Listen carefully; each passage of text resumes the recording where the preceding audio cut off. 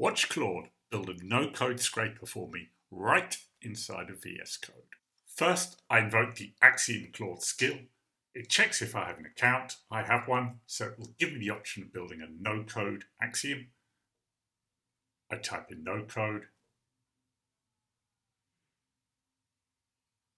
Next, it's going to ask me what I want to build, in this case a scraper. I want to output the data to a Google Sheet, and I'm just going to click Run in the builder.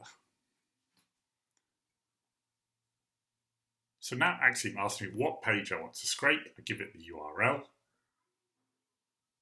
It asks me what data I want to scrape from it. It will then generate the selectors and populate them into the no-code automation it's going to build.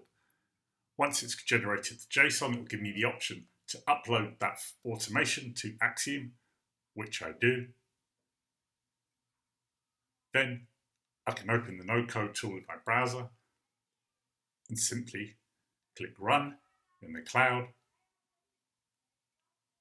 The bot that Claude has built will now run. I can view that in the Axiom runner.